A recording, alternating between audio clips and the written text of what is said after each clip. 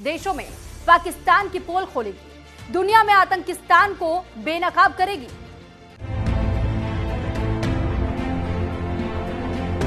दो देशों के बीच जब भी युद्ध की स्थिति होती है तब तीन बातें सबसे ज्यादा महत्वपूर्ण हो जाती हैं। पहली, सैन्य कार्रवाई।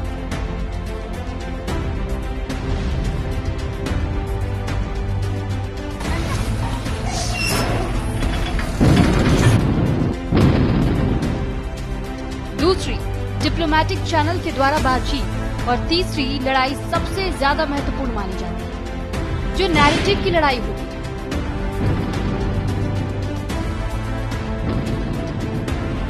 ऑपरेशन सिंदूर के बाद भारत अब दुनिया में जाकर पाकिस्तान को बेनकाब करने का प्लान बना रहा है।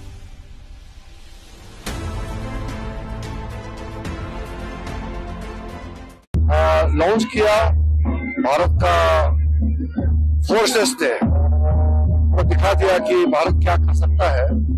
फिर भी भारत शांति का संदेश हमेशा लेके जाता है।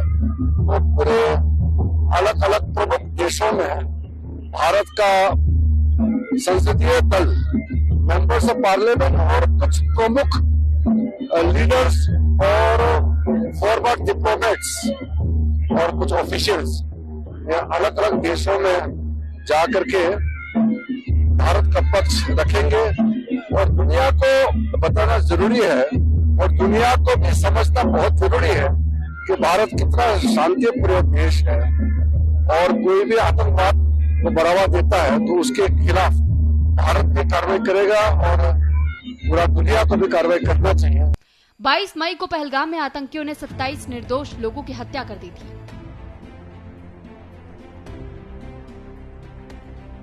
उसके बाद भारत सरकार ने ऑपरेशन सिंदूर लॉन्च किया था, जिसमें पाकिस्तान में 9 आतंकी ठिकानों पर स्ट्राइक के जरिए तबाह किया गया था।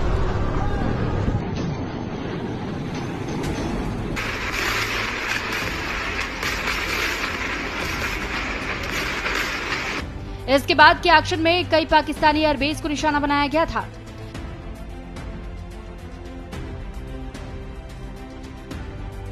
दस मई की शाम 5 बजे भारत और पाकिस्तान के बीच सीज फायर हो गया। उसके बाद भारत सरकार ने दुनिया में पाकिस्तान की पोल खोलने का फैसला लिया है। 59 सदस्यीय 7 डेलीगेशन की टीम बनाई गई है, जो दुनिया के 32 देशों की यात्राएं करेंगी और बताएंगे कि कैसे पाकिस्तान हमेशा से आतंकवाद को बढ़ावा दे रहा है। इन डेलीगेशन में कई पार्टियों के सांसदों को शामिल किया गया है। एनडीए सांसद की बात करें तो 31 और दूसरे दलों के 20 सांसदों को शामिल किया गया है। भारतीय डेलीगेशन दुनिया के बड़े देश, खासकर संयुक्त राष्ट्र सुरक्षा परिषद के सदस्य देशों का दौरा करेंगे। वहां ऑपरेशन सिंदूर और पाकिस्तान प्रायोजित आतंकवाद पर भारत का रुख दुनिया के सामने रखेंगे। इसी कड़ी में डेलीगेशन के पहले चरण में विदेश सचिव विक्रम मिस्त्री ने ब्रीफ किया। इसमें संजय झा, कनिमोझे और श्रीकांत शिंदे के नेतृत्व में जाने वाले डेलीगेशन शामिल हुए। ग्रुप 1 की बात करें तो इनके सदस्य सऊदी अरब, कुवैत, बहरीन और अल्जीरिया का दौरा करेंगे। बैजयंत पांडा को ग्रुप ए का लीडर बनाया गया है। इसके सदस्यों की बात करें तो बीजेपी सांसद निशिकांत दुबे, फगनन कोनायक, रेखा शर्मा, AIMIM सांसद असदुद्दीन ओवैसी, मनोनीत सदस्य के तौर पर सतनाम सिंह संधू, पूर्व केंद्रीय मंत्री और जम्मू कश्मीर के पूर्व मुख्यमंत्री गुलाम नबी आजाद, राजदूत हर्ष श्रृंगला को शामिल किया गया है। ग्रुप 2 के सदस्य के लोग यूके, फ्रांस, जर्मनी, इटली और डेनमार्क जाएंगे। रविशंकर प्रसाद को ग्रुप 2 का लीडर बनाया गया है।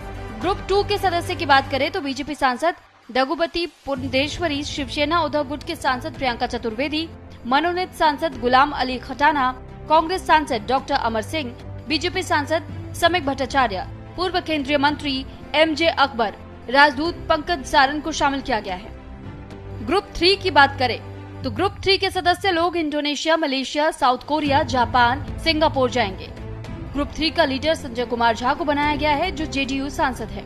3 के सदस्यों की अगर बात की जाए तो इसमें अपराजिता सारंग, जो बीजेपी से सांसद हैं, TMC सांसद यूसुफ पठान, बीजेपी सांसद ब्रिजलाल कुमार को ग्रुप 3 का सदस्य बनाया गया है। ग्रुप 4 की बात करें तो इसके सदस्य संयुक्त अरब अमीरात, लाइबेरिया और कांगो सियारा लियोन के दौरे पर जाएंगे। शिवसेना सांसद श्रीकांत एकनाथ शिंदे को ग्रुप 4 का लीडर बनाया गया है। बीजेपी सांसद बांसुरी स्वराज, IUML सांसद ईटी मोहम्मद बशीर, बीजेपी सांसद अतुल गर्ग, बीजेडी सांसद डॉक्टर सस्मत पात्रा, बीजेपी सांसद मनन कुमार मिश्रा, बीजेपी नेता एसएस आलूवालिया और राजदूत सुजन चिनॉय को ग्रुप 4 का सदस्य बनाया गया है। ग्रुप 5 की बात करें तो इसके सदस्य यूएसए, पनामा, गुआना, ब्राजील और कोलंबिया के दौरे पर जाएंगे। कांग्रेस सांसद शशि थरूर को ग्रुप 5 का सदस्य बनाया गया है। लोजपा रामविलास के सांसद शांभवी, जेएमएम सांसद डॉक्टर सरफराज अहमद, टीडीपी सांसद जीएम हरीश बालियोगी, बीजेपी सांसद शशांक मणि त्रिपाठी, बीजेपी सांसद भुवनेश्वर कलिता, बीजेपी सांसद तेजस्वी सूर्या, शिवसेना सांसद मिलिंद मुरली देवड़ा और राजदूत तरनजीत सिंह संधू को ग्रुप 5 का सदस्य बनाया गया है। ग्रुप 6 की बात करें तो ये स्पेन, ग्रीस, स्लोवेनिया, लातविया और रूस का दौरा करेंगे।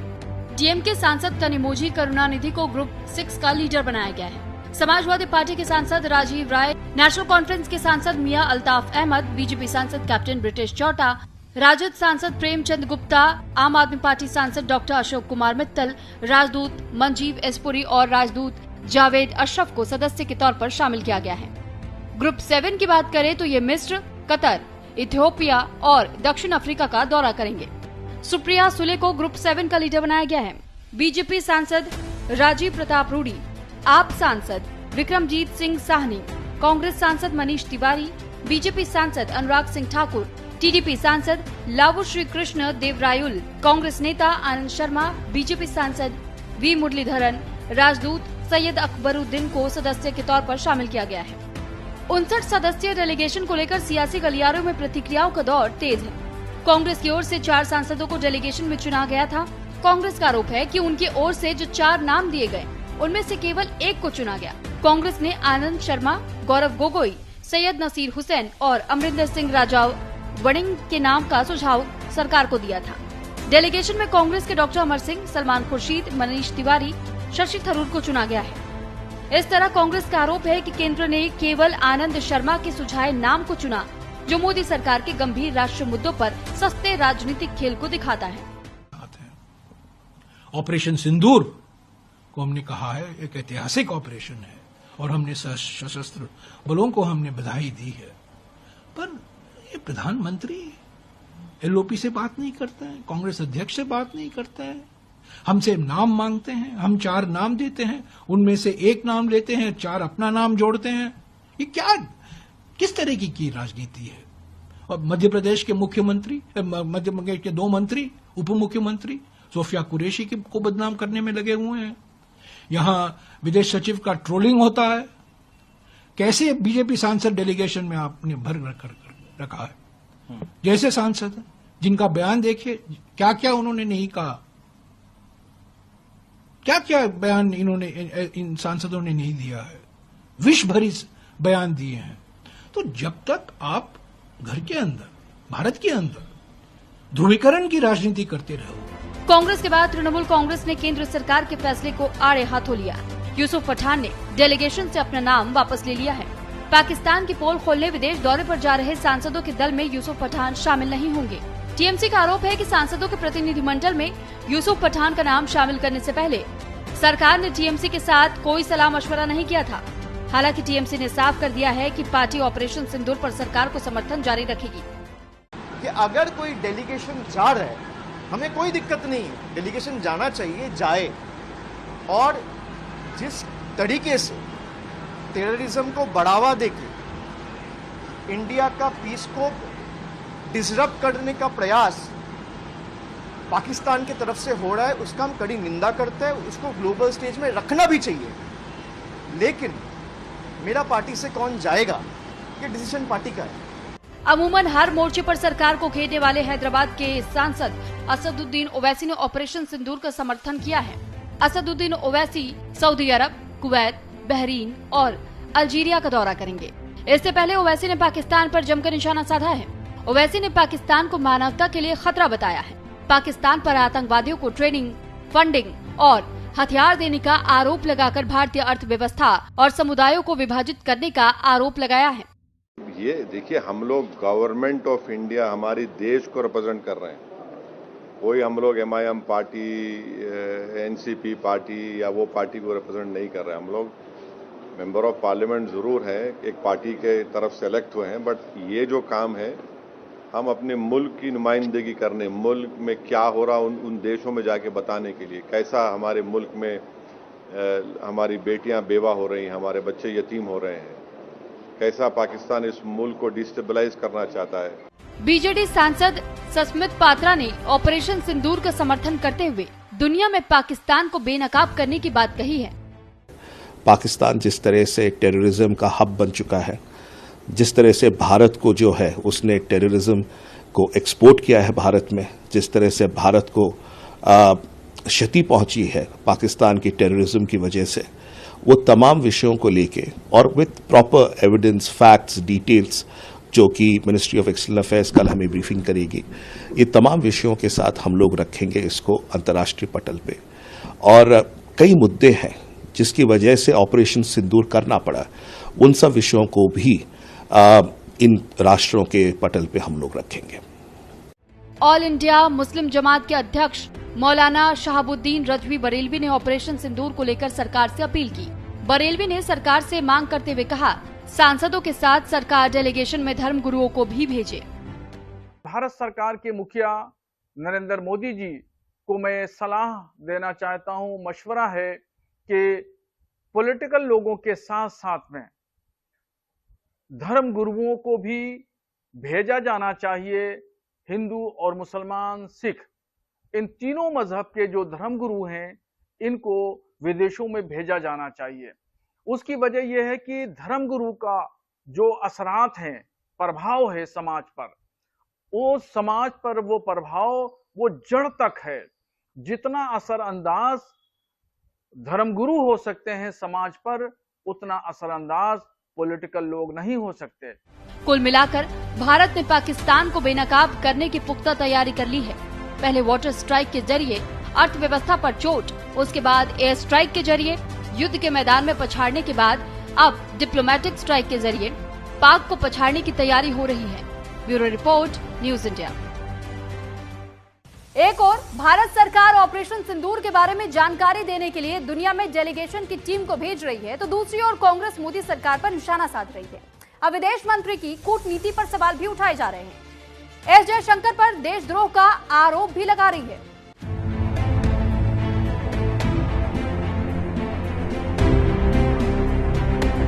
एक और भारत सरकार ऑपरेशन सिंदूर के बारे में जानकारी देने के लिए दुनिया में डेलीगेशन की टीम को भेज रही है। दूसरी ओर कांग्रेस मोदी सरकार पर निशाना साध रही है। लोकसभा में नेता प्रतिपक्ष राहुल गांधी ने ऑपरेशन सिंदूर पर सवाल उठाया है।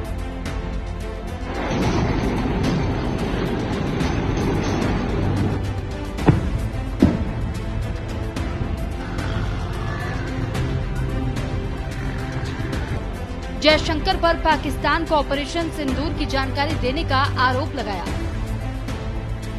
सोशल मीडिया के एक्स पर राहुल गांधी ने पोस्ट कर लिखा, विदेश मंत्री एस जयशंकर की चुप्पी सिर्फ बयानबाजी नहीं है, ये निंदनीय है। इसलिए मैं फिर से पूछूंगा कि हमने कितने भारतीय विमान खो दिए, क्योंकि पाकिस्तान को पता था। ये कोई चूक नहीं थी, ये एक अपराध था और देश को सच्चाई जानने का हक है। कांग्रेस नेता पवन खेड़ा ने विदेश मंत्री से सवाल पूछा है कि आखिर ऑपरेशन सिंदूर के बारे में पाकिस्तान को क्यों बताया।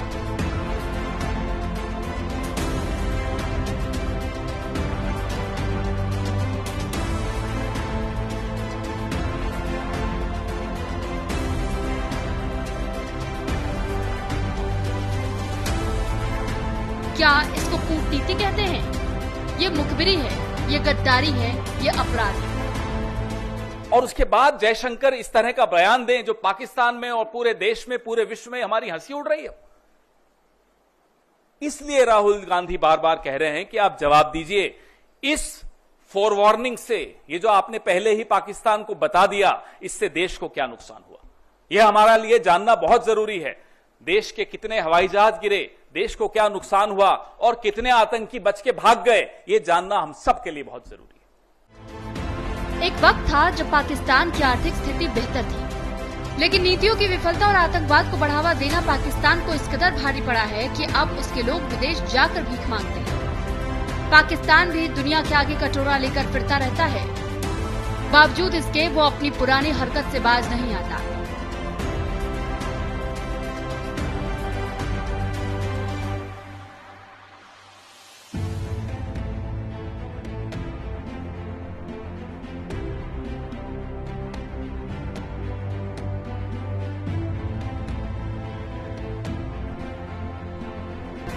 आतंक को पालना पाकिस्तान को इस कदर महंगा पड़ा कि बीते कुछ दशक में उसकी अर्थव्यवस्था न केवल हिचकोले खा रही है बल्कि कंगाली के मुहाने पर पहुंच गई है।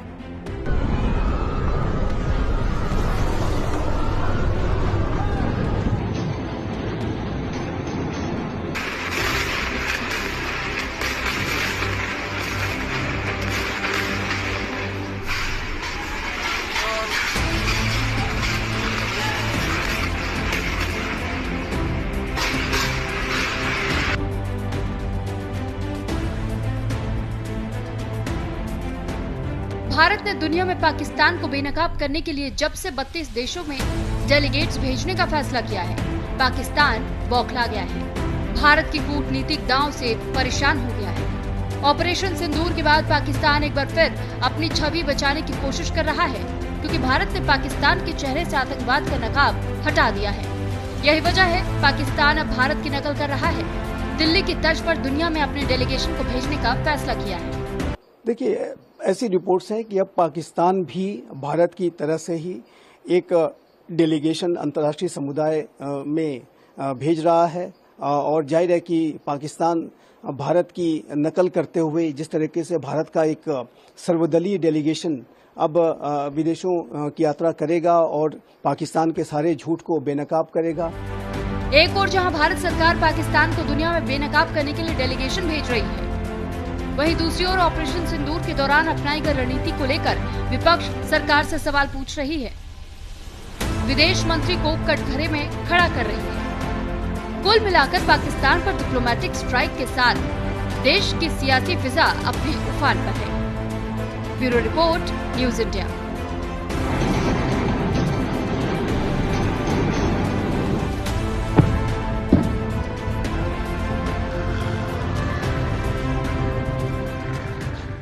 फिलहाल आज के इस खास बुलेटिन में इतना ही। मुझे और मेरी टीम को दीजिए इजाजत। नमस्कार।